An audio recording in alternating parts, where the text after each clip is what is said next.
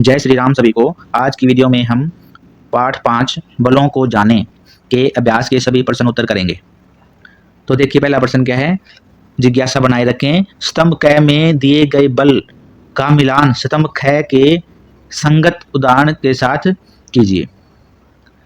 तो देखो ये स्तंभ क है और इसका मिलान इस ख के साथ करना है।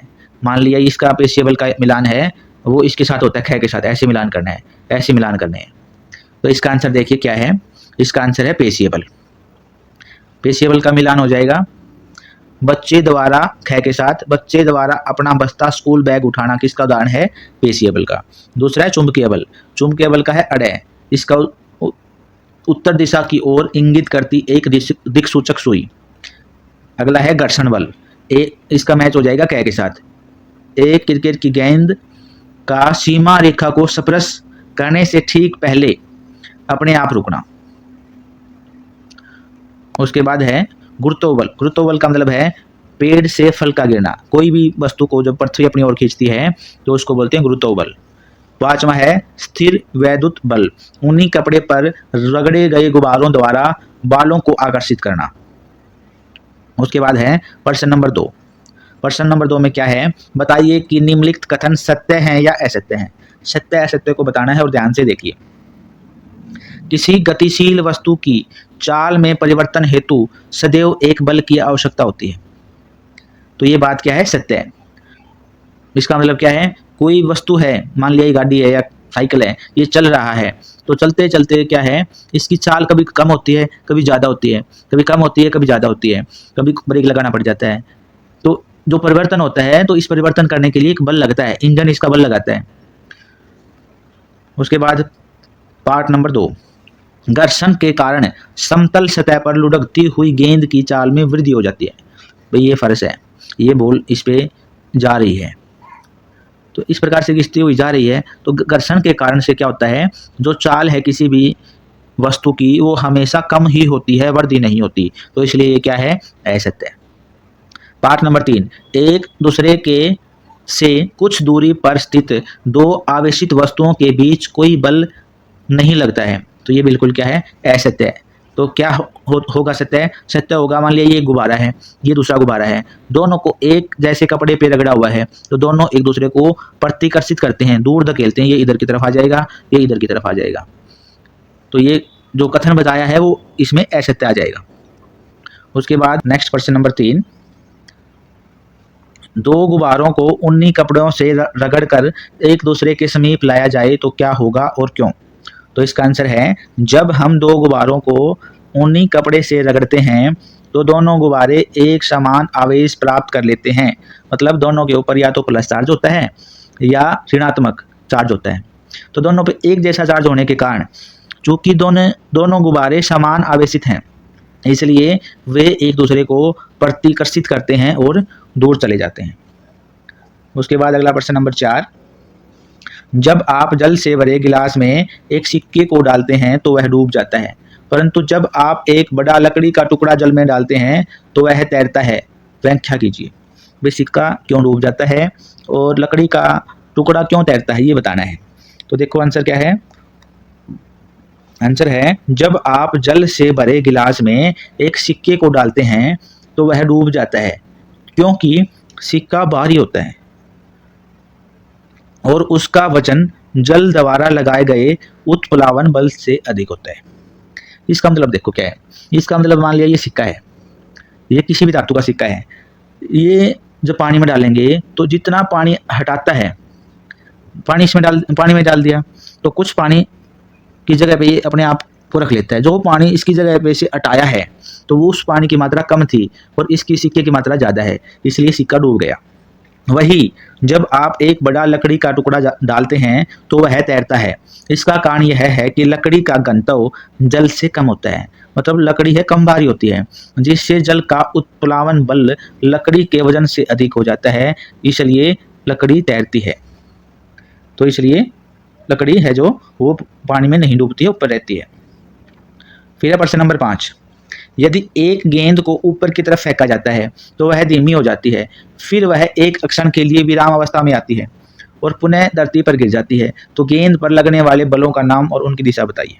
ये देखो, ये बॉल है, ये नीचे ज़मीन में से ऊपर की तरफ फेंकी है, तो ये कुछ ऊंचाई तक जाएगी और उसके कुछ देर बाद वो 1 सेकंड यहाँ ऊपर रुकेगी और फिर वापस से नीचे आ जाएगी। ऐसे ऐसा ही होता है। तो इसमें कौन कौन से बल लगेंगे देखो, इसमें पहली कंडीशन, ऊपर की ओर गति की काल अवधि में, जब बॉल को ऊपर फेंका गया है, ऊपर की तरफ बॉल जा रही है, तब देखो, जब गेंद को ऊपर की ओर फेंका जाता है तो उस पर गुरुत्वाकर्षण बल जो नीचे की ओर होता है, जो गुरुत्वाकर्षण बल है हमेशा नीचे की तरफ लगता है। और दूसरा है पेशीय बल, जो ऊपर की ओर होता है, लगता है। इस समय गेंद की गति धीरे धीरे कम होती जाती है। उसके बाद दूसरा प्रश्न है, नीचे की ओर गति की कालावधि में, जब गेंद ऊपर की ओर सबसे ऊपरी स्थिति पर पहुंचती है और फिर नीचे गिरने लगती है, तो तब केवल गुरुत्वाकर्षण बल ही काम करता है। यह बल गेंद को नीचे की ओर खींचता है, जिससे उसकी गति बढ़ती है। उसके बाद है तीसरी कंडीशन, क्या है कि इसकी सबसे ऊपरी स्थिति पे, जब बॉल को फेंका गया था यहाँ से ऊपर की तरफ, जिस बिंदु से ये नीचे वापस आई है, तो उस बिंदु पर कौन सा बल लगता था। तो देखो, जब गेंद सबसे ऊपरी स्थिति पर होती है तब भी गुरुत्वाकर्षण बल उस पर कार्यरत होता है। इस स्थिति पर गेंद की गति शून्य होती है, केवल गुरुत्वाकर्षण बल नीचे गिराने के लिए तैयार रहता है। उसके बाद है प्रश्न नंबर 6, ध्यान से पढ़ेंगे और उसके बाद उत्तर देंगे। तो एक गेंद को बिंदु क से छोड़ा जाता है और वह नत तल पर इसके पश्चात एक अक्षितिज सतह पर गति करती है, जैसा कि चित्र 5.16 में दर्शाया गया है। अक्षितिज सतह पर यह बिंदु ख पर विराम अवस्था में आ जाती है। एक ऐसी विधि लिखिए जिसमें गेंद को उसी बिंदु क से छोड़ा जाए तो वह बिंदु ख से पूर्व, और दूसरा लिखा है बिंदु ख को पार करने के पश्चात विराम अवस्था में आए। तो सवाल को समझो, क्या बताया है। देखो, इस प्रकार की व्यवस्था कर रखी है। ये यहाँ पे स्लोप है, ये टेढ़ा है, ये सीधा है यहाँ पे और ये टेढ़ा है। ये कहता कि अगर क बिंदु से बॉल को गिराएं तो कुछ ऐसा बताओ कि ये ख बिंदु से यहाँ से आने से पहले रुक जाए, यहाँ पे रुक जाए या यहाँ पे रुक जाए। और दूसरा सवाल है, ये ख बिंदु के बाद ही रुके, यहाँ पे रुके ही ना, तो क्या हो सकता है। तो ये आंसर हमने बताना है। तो देखो उत्तर 1, ख बिंदु से पहले रुकने के लिए आप अक्षितिज सतह पर घर्षण बढ़ा सकते हैं, घर्षण बढ़ा देंगे, और इसके लिए आप सतह पर रेत या छोटे छोटे कंकड़ डाल सकते हैं।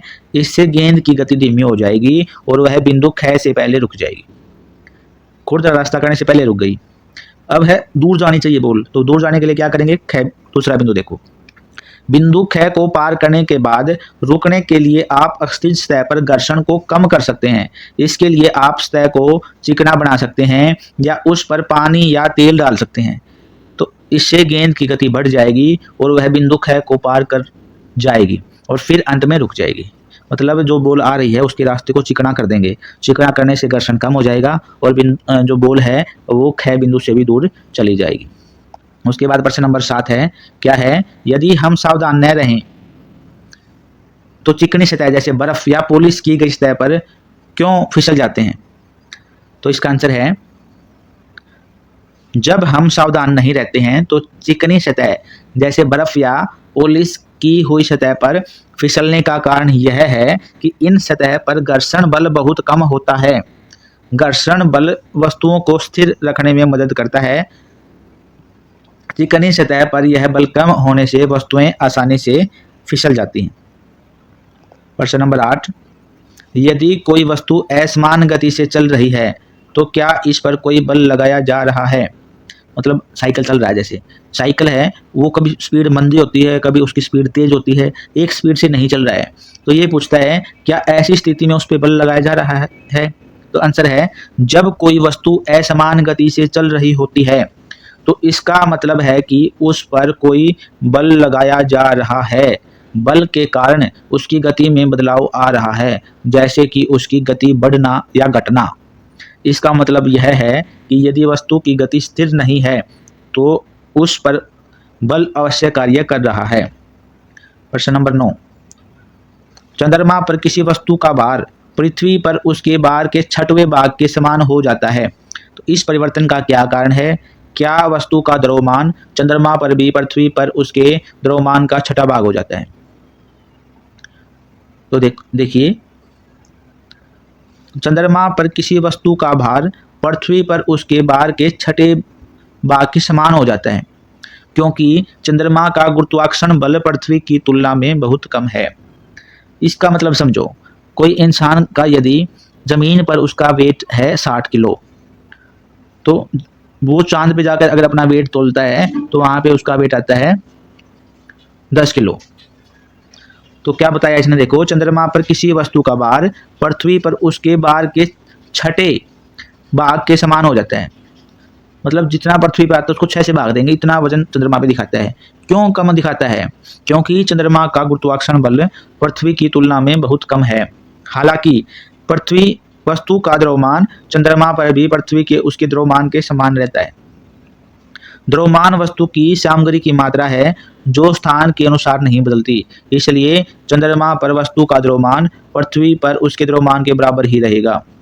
तो देखो भाई, जो 60 किलो वजन था, पर चंद्रमा पे जाने के बाद 10 किलो तो रह गया है, लेकिन जो 60 किलो वजन था उसमें जो उसका मटेरियल था, कह सकते हैं जो उसके मतलब हड्डी थी या मांस था, वो अब 10 किलो में भी वही आया है। तो मांस तो वही है, लेकिन वजन कम हुआ है। तो इसका मतलब है भार तो कम हो सकता है, लेकिन जो द्रव्यमान है, द्रव्यमान हमेशा ही बराबर रहता है, चंद्रमा पर भी और पृथ्वी पर भी। उसके बाद प्रश्न नंबर 10। प्रश्न नंबर 10 में क्या है? समान आमाप और आकृति की भिन्न भिन्न पदार्थों की बनी 3 वस्तुएं 1, 2 और 3 जल में रखी हुई हैं, वो भिन्न भिन्न गहराई तक डूबती हैं। तो देखो भाई, ये आकृति दिखा रखी है 1, 2 और 3। देखो ये सबसे नीचे है, ये एक वाली आकृति है, जो ये सबसे नीचे है, ये उससे थोड़ा सा ऊपर है, ये थोड़ा सा इससे भी ऊपर है, और पानी में ज़्यादा डूबी हुई है। ये कम डूबी है, ये सबसे कम डूबी है। तो क्या सवाल बताना है? देखो, जैसा कि चित्र 5.17 में दर्शाया गया है, यदि तीनों वस्तुएं 1, 2 और 3 के भार क्रमशः W1, W2 और W3 हैं, तो निम्नलिखित में से कौन सा विकल्प सत्य है? तो ये बताना भाई, इनमें से किसका भार ज़्यादा है, किसका कम है, कौन से सत्य है। ये 4 ऑप्शन दे रखे हैं, इनमें से कौन सा सही है? तो सही आंसर है W1 बड़ा है, ये निशान है ना, इसको बोलते हैं ग्रेटर देन और लेस देन। ये ग्रेटर देन है, W1 इज, ये W1 बड़ा है W2 से, और W2 बड़ा है W3 से। तो मतलब ये W1 ग्रेटर देन है, किससे ग्रेटर देन है? W2 और W3 से। मतलब सीधी सी बात सुन लो, क्या है?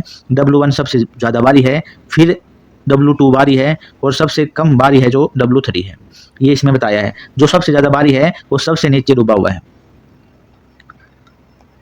ये इसका कारण देखो, जो वस्तु जितनी अधिक गहरी डूबती है वह उतनी भारी होती है। चित्र में वस्तु 1 सबसे गहरी डूबी है, इसलिए वह सबसे भारी है, और वह वस्तु 3 सबसे कम डूबी है, इसलिए वह सबसे कम हल्की है। और इसी के साथ आपके प्रश्न समाप्त हुए। मिलते हैं अगले वीडियो में।